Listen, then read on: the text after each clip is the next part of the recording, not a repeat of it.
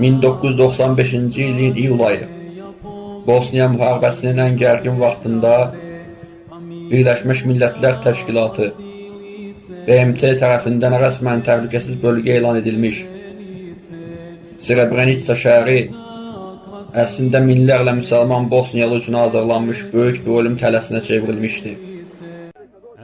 Şəhəri qorumaqla vəzifələndirilmiş BMT-nin Hollandiyalı sülh məqamlı əsgərləri Daçbat, Serb generalı Ratko Mladiçin rəhbərlik etdiyi ağır silahlı qoşunlar qarşısında heç bir müqavimət göstərmədilər. Və hətta bir addım da irəli gedərək öz hərbi bazılarına sığınmış 25 mindən çox mülki Bosniyalını öz əlləri ilə serblərə təslim etdilər.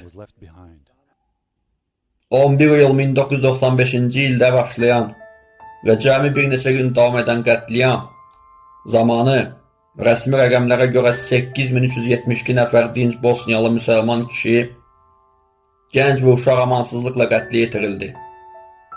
Lakin bu sadəcə bir rəqəm deyil. Bu Avropanın mərkəzində, dünyanın gözü qarşısında reallaşan modern bir vəhşilik idi. Serb əsgərləri Bosniyalı ailələri bir-birindən ayırırdılar. Qadınları və körpələri avtobuslara doldurub sürgün edərkən, yaşları 12 ilə 77 arasında olan bütün kişiləri və oğlan uşaqlarını ölüm düşərgələrinə, ambarlara və boş sahələrə doldururdular.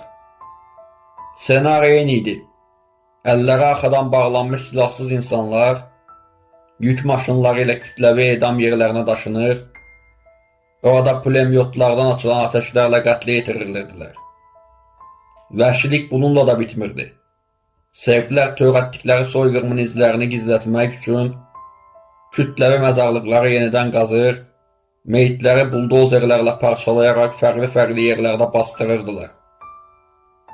Məhz bu səbəbdən bugün də hər il Srebrenicadakı kütləvi məzarlıqlardan tapılan və yalnız DNT analizləri ilə kimliyi